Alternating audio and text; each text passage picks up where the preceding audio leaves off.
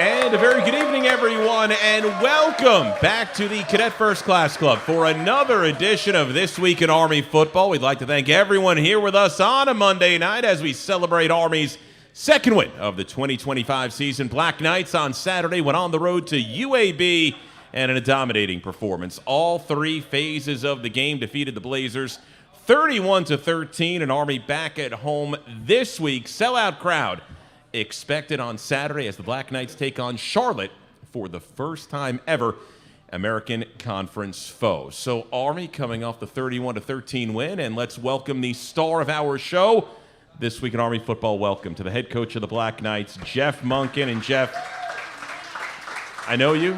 I know how you take setbacks. I know how much you guys wanted to be back on the field. How good did it feel to leave Birmingham with a victory? I was really happy for our players. They had a great week of practice last week. It started on Sunday, and I thought they approached the week with great professionalism and a great attitude. And Sunday night was a really good practice. We took Monday off, which is our typical mandated NCAA day off. And then Tuesday and Wednesday were outstanding practices, very spirited.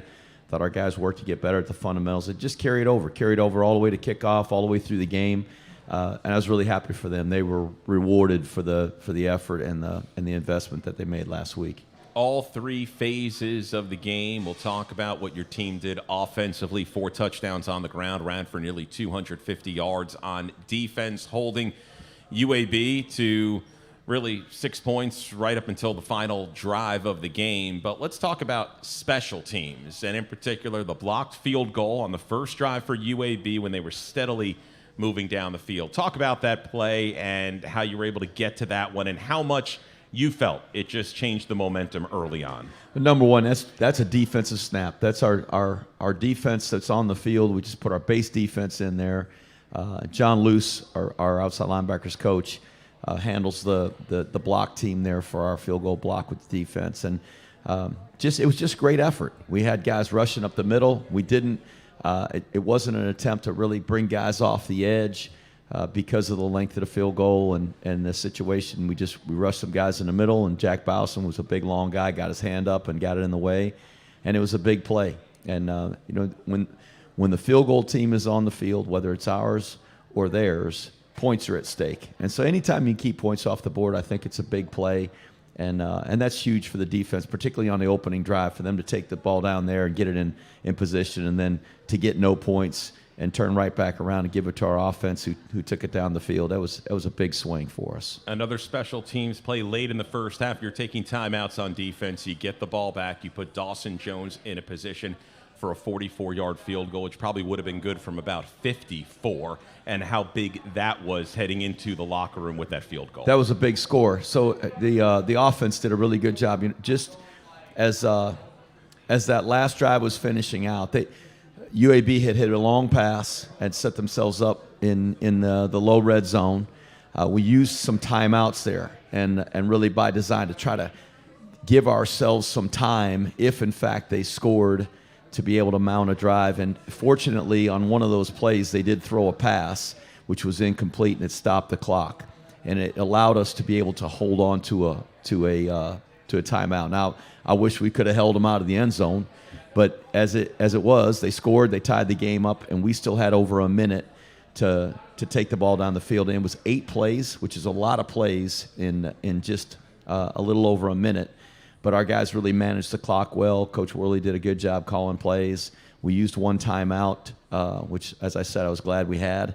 And we were able to sneak the ball to get a few extra yards to gain that first down. Had enough time to spike it, kill the clock, and get Dawson out there to be able to set up and take his time with a good wind at his back, and he nailed the field goal. So to go in at halftime like that, up 10-7, that was a nice swing after they had just scored a touchdown. And Dawson Jones seems to be getting better, more confident each week of this 2025 season. He should. He's a good kicker. He's got a good leg. He's very accurate. I know he had a couple of kicks in the opening game he'd like to have back. We all would, but he's improved, and give him credit. He hasn't he didn't fold the tents. He got back out there and worked, and he hit some big kicks for us. Last special teams play, I'd like to. Last breakup, really tried to cut another receiver. Thought he was going to get a second interception, but he was really in good position on Saturday. So having a good year and just getting better. This is first year as a full-time starter at that position, and just getting better every week. And when we come back on This Week in Army Football, we will be joined by our special guest, Gavin Shields, a native of Pittman, New Jersey. He'll join us coming up in just a moment when we're back at the Cadet First Class Club right here on the Army Sports Network from Learfield.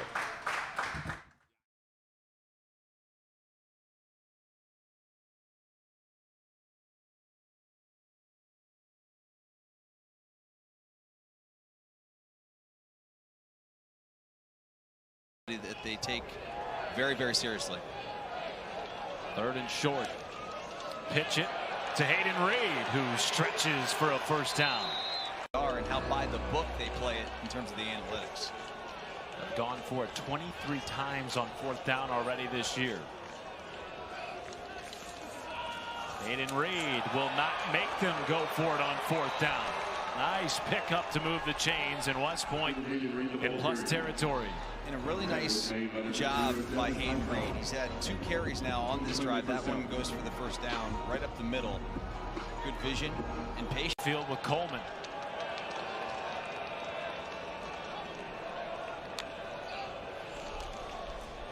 He will keep after the fake to Samari Howard and makes it 4th and short. Down rarely goes against what the book tells him. Goes for it here, and Coleman will pick it up to move the chains. They're saying no, Matt, that they got the stop. The ruling on the field is the runner would The push the official line to comes gain. in from the near sideline and says no, UAB football. I think that should be reviewed immediately. I don't know that I agree with the call. It was really quick that he comes in and says he was short. I thought that Coleman had the line to gain. This will definitely get looked at upstairs. But as it stands, this will be UAB football. Turnover on downs.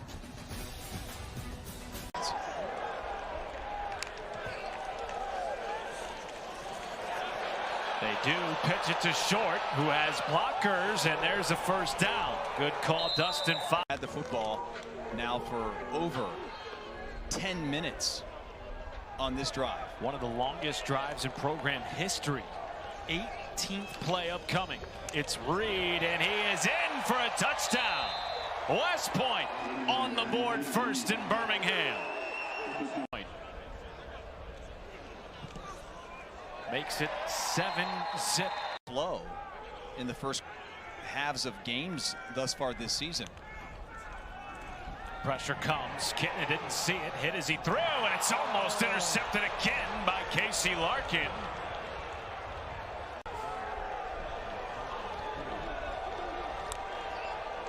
Third and 13. Coleman, a design run, and that is stopped at the line of scrimmage by this UAB front. Playing depleted. It's Denver Warren. 4-man rush. Kitna flushed. Long throw downfield and hits his man, but he was forced out of bounds. And for 46 yards, however, in the opening half. Javon Jackson still on his feet, out across the 30-yard line, and Javon Jackson with an 3rd and 8 here for UAB's offense, which has done very little so far in this game.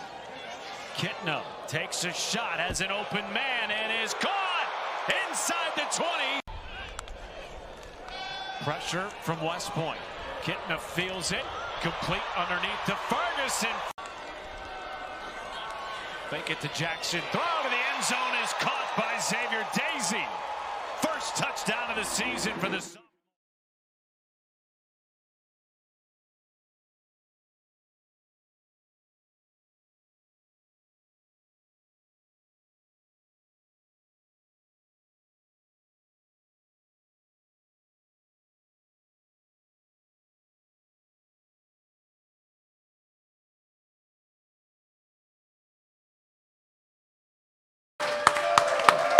And welcome back to the Cadet First Class Club. This week in Army football brought to you by FW Webb for plumbing, heating, HVAC, refrigeration, pipe, valves, fittings, and more. With extensive inventory, personalized service, over 100 locations, and a fleet of trucks across the Northeast. Visit fwweb.com for a location near you. Moving right along, Rich DeMarco along with Army head coach Jeff Monken. Army taking on Charlotte coming up Saturday, noon, Mikey Stadium. Airtime across the Army Sports Network at 10 a.m. with the Army Football Tailgate Show. Time now for our special guest. One of two players, Jeff, linebacker, defensive backs from the great state of New Jersey, just south of us. Let's give it up to a firstie nickelback, Gavin Shields, who had a big interception on Saturday on the road at UAB. And Gavin, welcome to This Week in Army Football. Yeah.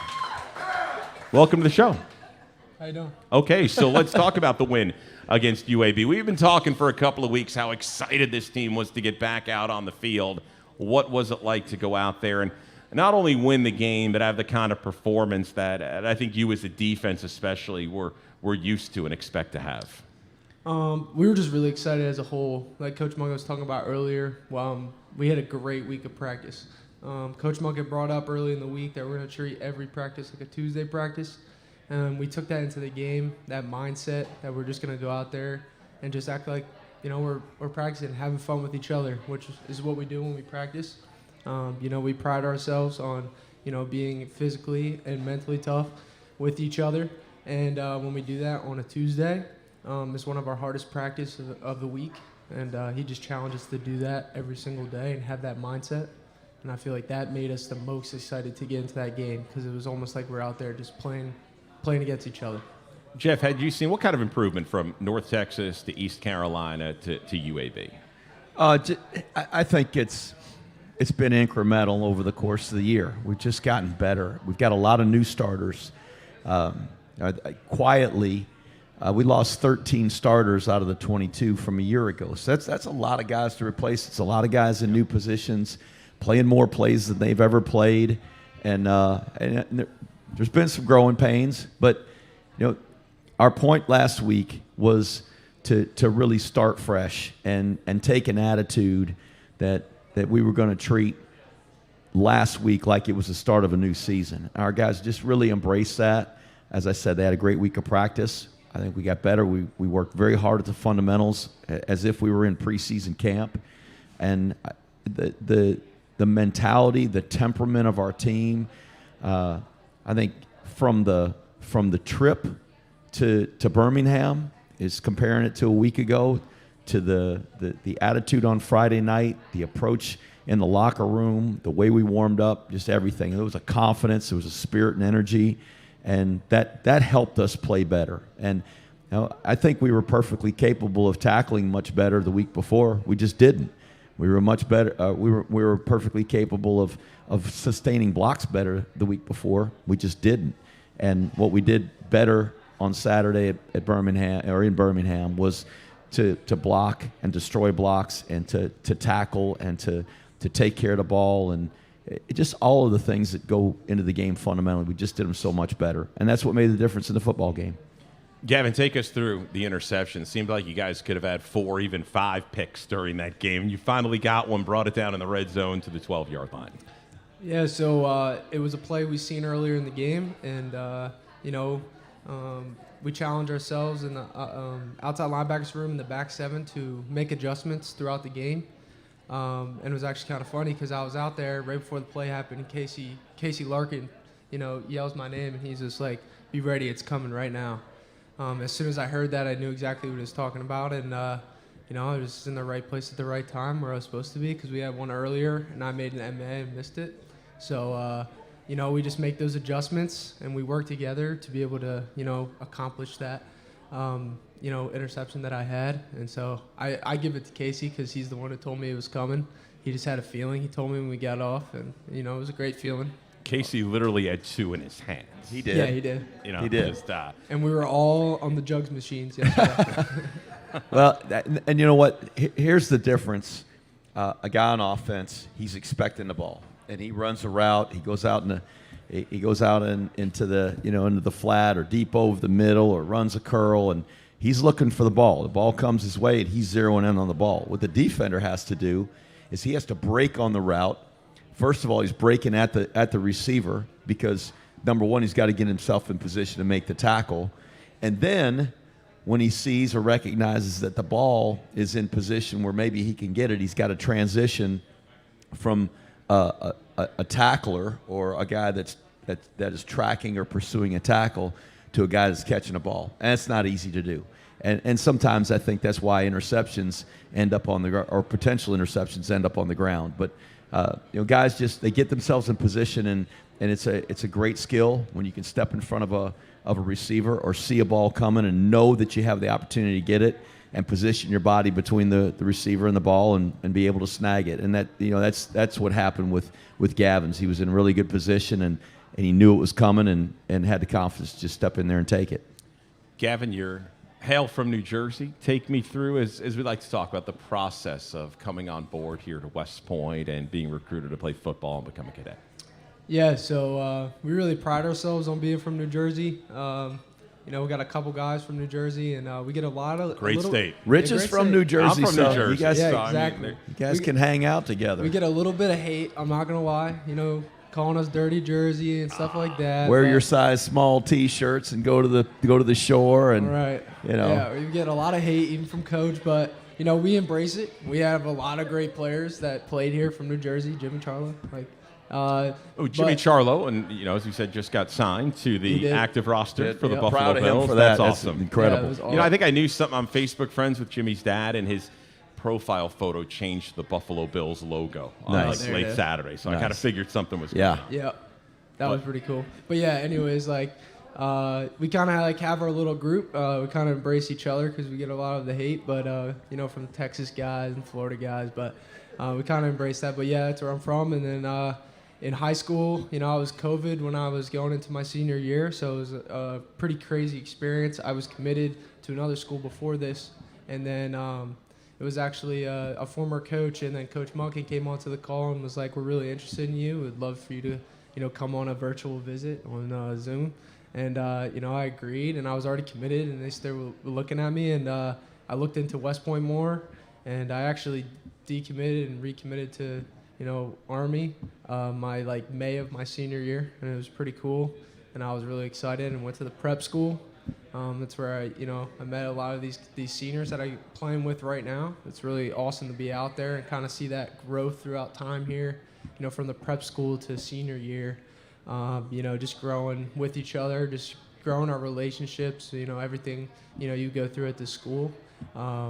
So it's been a really great experience, and I wouldn't trade it for the world. Fun to see how these guys have, the friendships they build over those 5 years. Well, and that's the thing, and it's friendships for life, and it's a decision for life, right? Coming to West Point. So how is it being in the same geographical area, being able to play with your family, your friends? I know we talked about it with Casey Larkin. How's it been for you? From Jersey coming up here to West Point. Yeah, it's really awesome. I'm really close to home. My fiance is actually at home. She's from New Jersey as well. She went to Coastal Carolina and played lacrosse there. So it's really nice being able to, go back whenever I get a chance to go see her, do some wedding planning. We have a wedding coming up in June. I told her, and I told Coach Monken the other day, I told her, I'm done for the season. You're going to take over, and then I'll help you a little bit once the season's over. But so it's nice just being close to my family. I still have 2 younger siblings that are still at home. So I get to, go down, watch his baseball games in the off season, and I should be able to catch, 1 or 2 football games of his. So it's nice, having 2.5 hours to drive and, not being bad at all. And then being able to bring some of the guys home with me is also a great experience. I'm not that far from the shore, so I get to go down there with the guys and hang out, maybe go surf. I have a pool at my house. We could go in the pool, the hot tub, and, just hang out. So that's a cool thing about that. You've got it made. That's a pretty good recruiting pitch from the area, right, Jeff? You can be up at West Point. You can, it's great. Yep. Well, Gavin, we appreciate you coming by. And come by again. We're here every Monday night, the rest of the year, every game week, right, here on This Week in Army Football. And, Gavin, best of luck. Great game against UAB. Good luck against Charlotte on Saturday. Thank you, sir. Appreciate it. That's Gavin Shields, Army senior nickelback. We'll have questions for head coach Jeff Monken in just a moment, right here on the Army Sports Network from Learfield.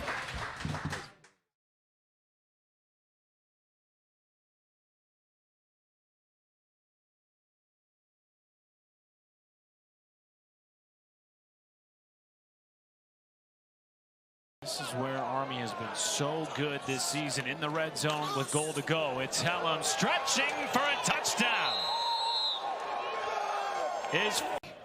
Almost like a stretch play on the outside, and it's a keeper. Good blocking, and Helm does the rest. Easy. They've missed 2 field goals, so they're about to be down, assuming this is made, 10 points. And those opportunities. In Birmingham, Matt Schumacher, the former Ohio State captain, Dustin Fox. This is returned by Solomon Beebe. Makes a couple of men miss, loses the football. Who's on top of it? Army says they have it. Do they? Yes, they do. The ruling on the field is a fumble.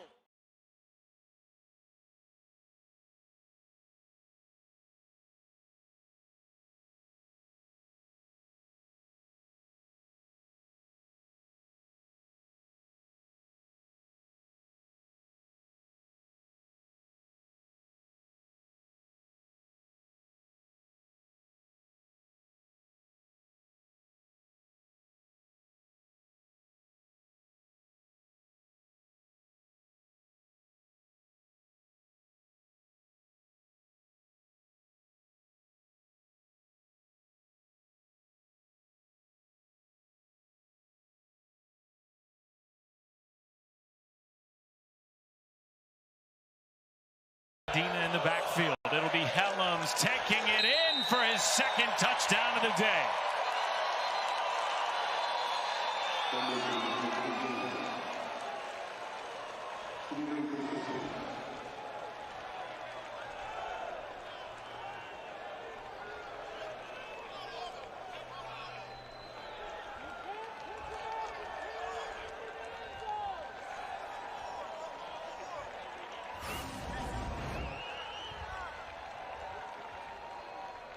A lot of bodies.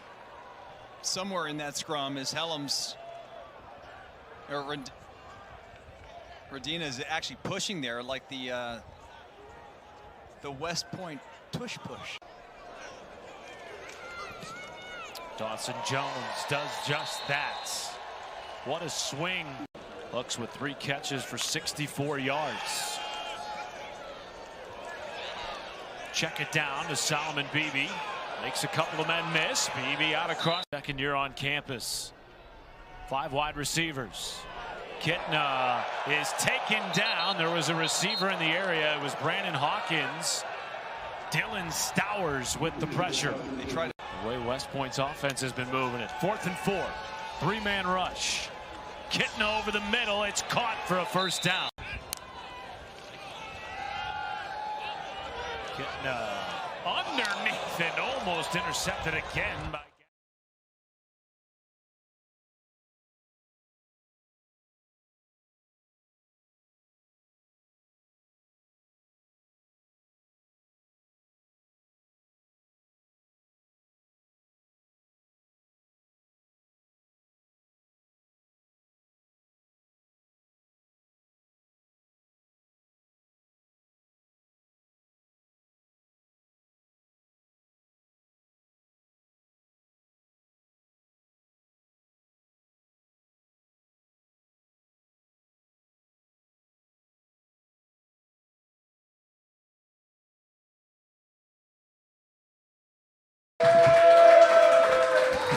And welcome back to the show this week in Army football. A couple segments. We have some questions for head coach Jeff Monken. How about Gavin Shields? Great representative. You can say that for all these fine young men on your roster. And Jeff, quite a game. And I'll tell you, defense, we talked about all 3 phases.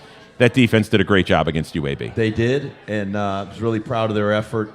Obviously the drive right before half, they hit that big play and got them in position. But really, our defense did a great job the rest of the day. We had some guys in there at the end of the game, got some experience, and they drove down and scored on those guys, and we can't allow that to happen. It doesn't matter who's in the game. We got to stop the other team. But I thought our defense, the guys that started the game and played through the first half of the 4th quarter, really did a terrific job. Gavin's such a great kid, great young man, and just have enjoyed watching him grow as a player, as a man, as a person, and he's going to be tremendous in the Army. His soldiers are going to love him, he's just beloved by his teammates. Jeff, I'm glad you brought up that final drive of the game. We were talking about it on the air because I love the game within the game, right? You know, the game's decided, but hey, you had so many young players on the field. I know it would have meant a lot to hold them out of the end zone, but how about the action that they got, though, the experience against the number ones on UAB? You know, Jalen Kittner was still in the game. You know, it's not like they were bringing in backups and everything. And we about stopped them. We had them to 4th and 1 and just couldn't quite get that last stop, and wish we could have. But it was good experience for them. Anytime we can get some guys in the ball game and get them some experience, I think that's positive, because you know it's really hard for a starter to make it the whole way through, and as I say, a backup is one play away from being a starter, so it's good to get those guys some time. And how about the defensive line? We saw a lot of players on that defensive line, which has been hit with some injury. Sean Donovan gets in for some snaps, and the game Jack Bowsam had, you talked about it in the opening segment, not only the blocked field goal, but he had a lot of snaps on that defensive line. He did. Well, Jack Latour was our player of the game, and really, I mean,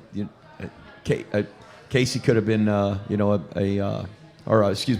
could have been the player of the game just with the interception and the pass breakup that he had, but Jack played such a solid game. He's really played well the last couple of weeks, and that's tough. That's tough in there when you're getting double teamed, getting knocked around, and having to play blocks all day long with guys around your legs. The defensive line's doing a good job. Coach Alan Smith is first year with us, doing an outstanding job, and they have been really decimated by injury. A lot of those guys that played limited snaps just because they are banged up and hurt, and a lot of guys are playing with injuries. Fortunately, they're not to a point where they're completely debilitated when they can't make a play, they can't play a block, but there's just only so much your body can take. So those guys get in there and they slug it out for a few snaps, and we roll other guys in, and just really proud of that whole unit. Offensively, and we keep a little track in the booth of how many touches Noah Short gets, right? 7 touches in this game, and it didn't seem like I know they were taking away maybe some of the things that you would do with Noah on the edge. How much, and with Noah being such an explosive player, when you look at the numbers, maybe you don't look at him having as many touches as you're expected to, how much does that open it up for others on your offensive side of the ball? I think it does. I mean, everybody on the field that plays defense, I'm sure, is very conscious of where number 15 is. He's a good player, and it is our desire to get him the ball and give him an opportunity to get in the open field and use the skills that he has. But sometimes that's a challenge based on how people are defending us, and it allows other guys to be able to make some plays. Obviously, the pass play that we threw for the long gain to Samari Howard was a fake reverse to Noah, and Noah goes in a fake reverse, and where do you think everybody else goes? They're going to follow number 15.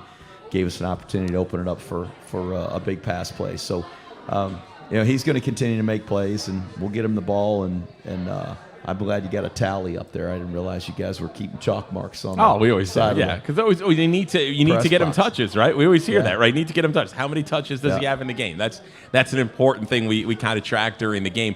Samari Howard, you completed 2 passes in the game, both to Samari Howard. Continues what's been a terrific year for him. That long pass play, they were selling out against the run. It seemed like they had 7, even 8, just going after the run.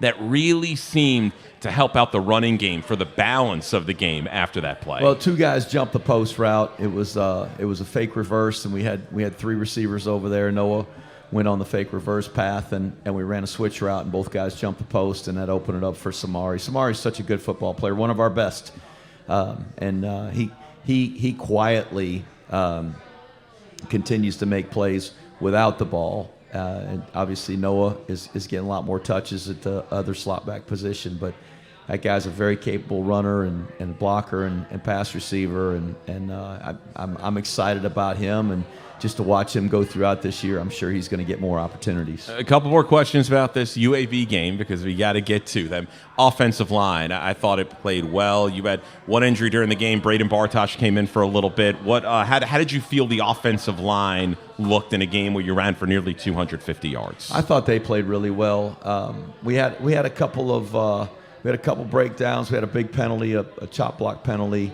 and that set us back on one drive. We had a couple of breakdowns in the run game just from from a assignment standpoint that might have given us some opportunities to pop a long run out of there between the tackles. But I thought the guys did a good job on second level defenders, getting out in space, which we ask our tackles to do on those plays that are pitches and tosses. And so I thought they played well. I thought it was as good as they played in a couple of weeks, and it's a good unit. The guard box is very experienced with Small, Generali, and Jeff Coat, and Henry, Appleton, and Teddy Williams. They continue to improve and come along. Those are, there's a couple of the new starters we talked about, and the more they play, the better they get.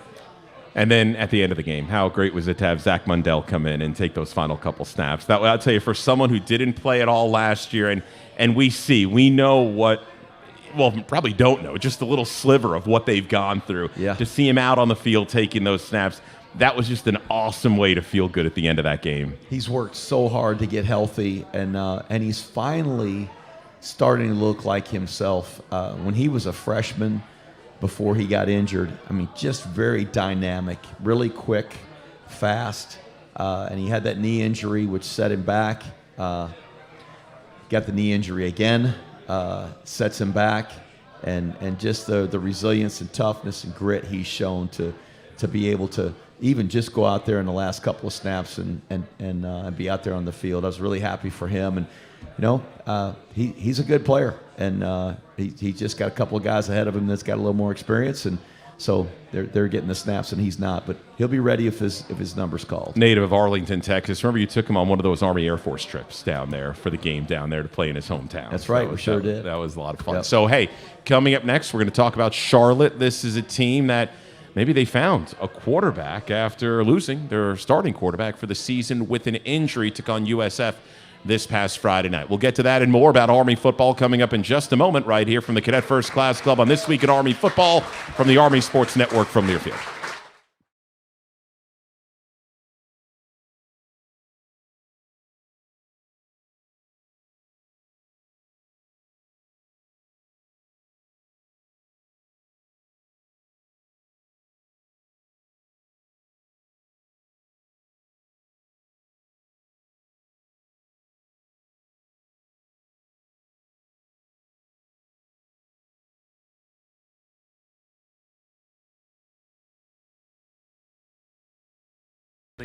Jalen Kitna and his offense have been behind schedule often this afternoon against the Black Knights defense.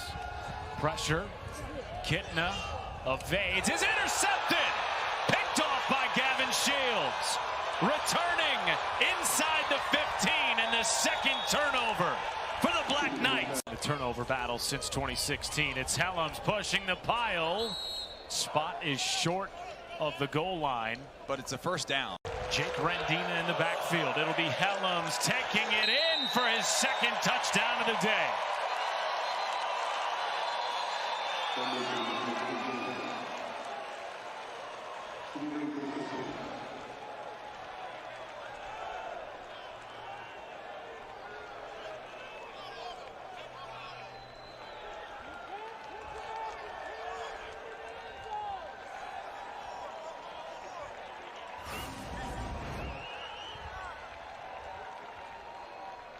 A lot of bodies. Somewhere in that scrum is Helms.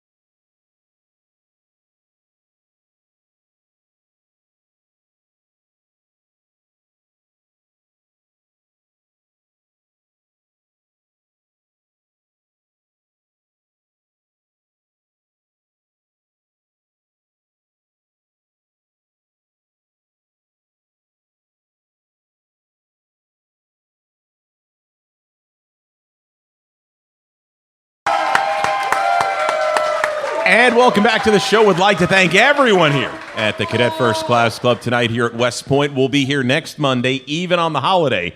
We will be here 1 week from tonight for our next edition of This Week in Army Football, and that will preview the game on the road at Tulane, which will be a rematch of the 2024 American Conference Championship game won by the Black Knights 35-14 right here at West Point at Michie Stadium. But first things first, coming up on Saturday, Charlotte comes to town, and first time you'll be facing Charlotte, and it's a team which, you know, they're a first-year head coach, Tim Albin, and outstanding coach. He is great job at Ohio, and just coach. Yes, and he'll build that, right? He'll get that to a point where they're going to be a very, very formidable team in the American, and they lost their quarterback for the season, played two quarterbacks against South Florida on Friday night, and played much better in the second half than they did in the first half. So, you know, they're going to be looking to get on track with some new players and some new spots. What was impressive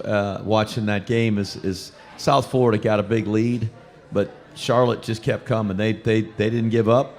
They kept playing. They turned it into a ball game, scored points, and got themselves in position to be within striking distance. And that says a lot for a team that has had some disappointments leading up to that game and playing with a brand new quarterback. Tim Albin's a great coach. They're very athletic. They're big and long. Their line positions, really impressed with those guys and how physical they are.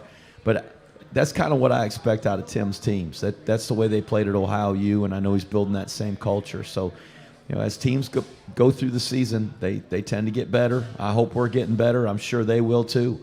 So, you know, we're desperate for a win, and I know they are too. So it'll be two teams that are going to fight it out, both really in need of and wanting a victory. And Jeff, as the month turns into October, at what point is it you can really look at the tape from this year of what you're going to see from a team and maybe not think about there might be some wrinkles, some surprises that are going to catch you off guard? Oh, I think probably at this point everybody kind of has developed a personality and who they are, but oftentimes when key players get injured, and quarterbacks in particular, you know, guys at the skill positions on defense, sometimes you just got to be a little bit different. Sometimes you're trying to cover up for guys on defense that you've lost, and certainly the difference between the starting quarterback and the backup quarterback, it may be a completely different body type, skill set,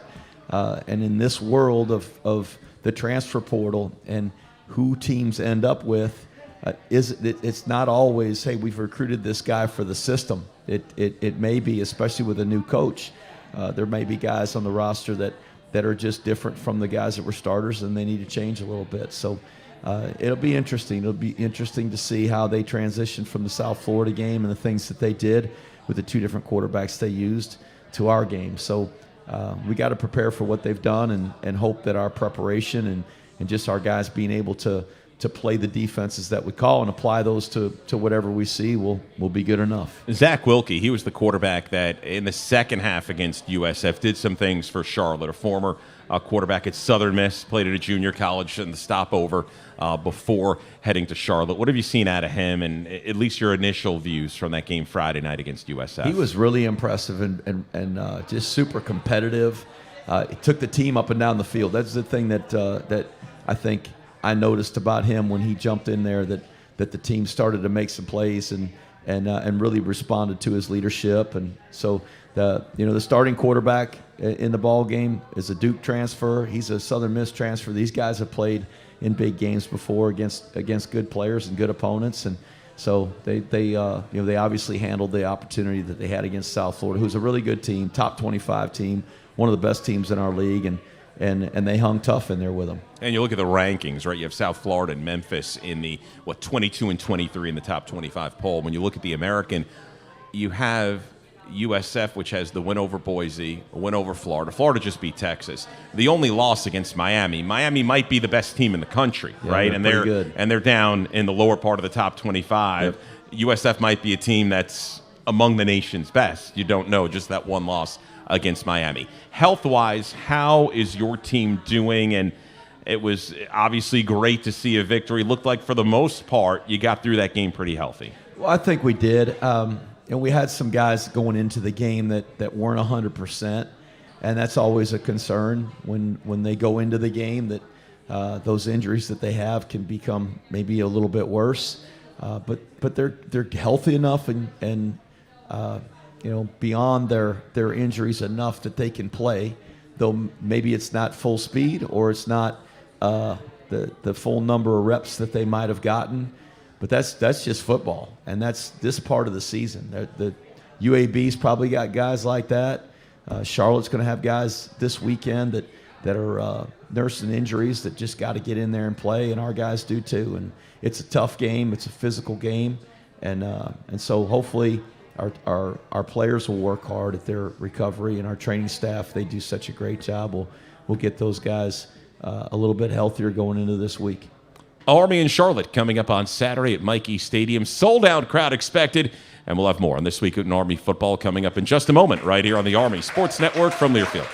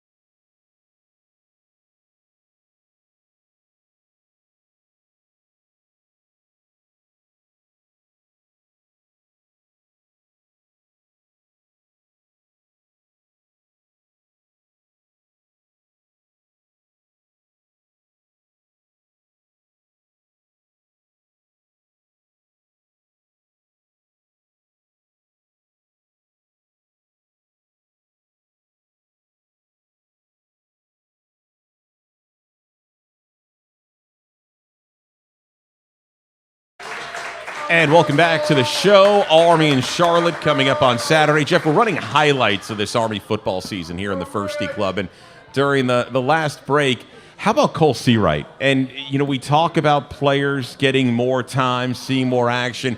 He sees maybe as much action as he's seen all year, and he picks up a sack. He did. He got a sack. It was a good play. He would have had a second one if he wouldn't have taken the bait. There was a mesh, and the back kind of got tackled by another guy, and he thought he was going to go in there and knock the ball loose. Well, the quarterback kept it and rolled out, and he got an earful on the sideline. But he would have had 2 sacks had he gotten that one right. But he's getting better, and again, there's a young player with not a lot of experience, and we'll keep bringing him along. Jeff, there was an odd play during the game. Your team went for a 4th down. It was clear you had converted it, at least to us up here in the booth. The official from the far sideline, which was your sideline, just jumped in and signaled UAB ball like it was a turnover almost. And then they discussed what was that whole situation. Well, you talk about somebody getting an earful. He got an earful too.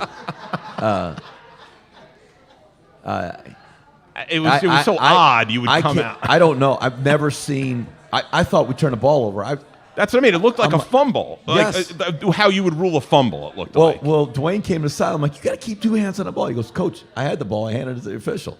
I'm like, what the heck? I said, okay.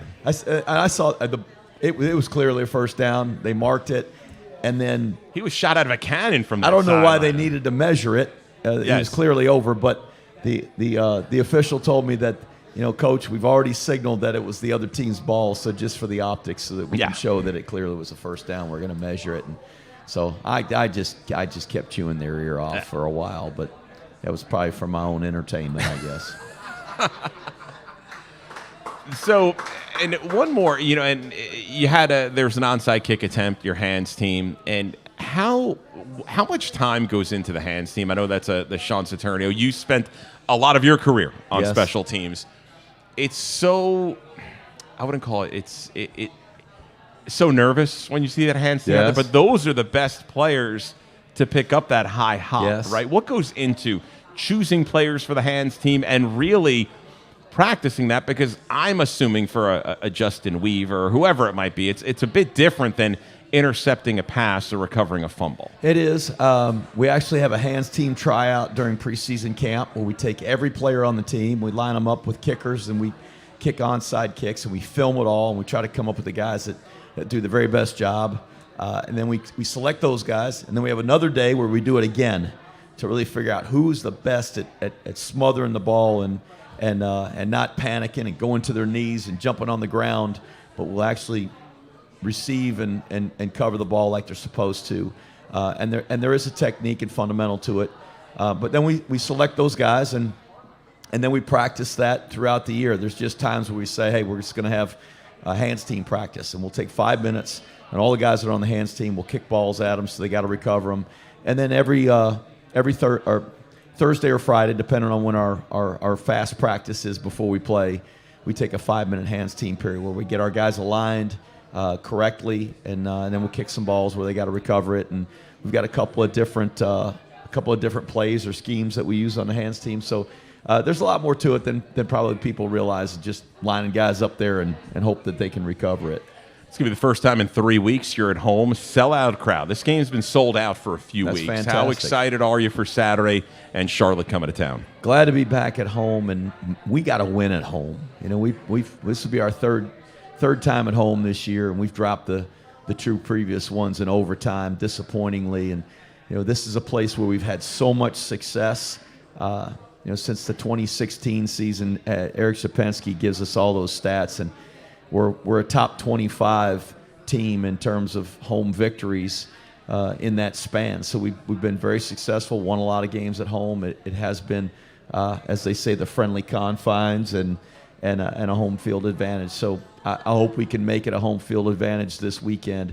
We need our fans that sit in those seats to yell loud, to be into the game, to make noise on third down, to everything that they can do to support our team, and no more than the Corps cadets. Those are they gotta be down there in that end zone, just giving the other team the business every chance they get. And and cheering for our team. So I'm excited. I'm thrilled. There's going to be a great crowd out there on Saturday, and we're going to do our very best to play well and represent this institution and our men and women that serve like we're supposed to. And Jeff, what are one or two things the fans at the stadium, the fans listening on the radio, that they can watch out for early in the game that'll be good for your team? Oh, gosh. I hope we'll play hard. I think we did that on Saturday. I hope we'll come out and do that again, play hard, play physical. And, I read a quote that I was going to share with our team tomorrow. Joe DiMaggio got asked one time why he plays the game so hard.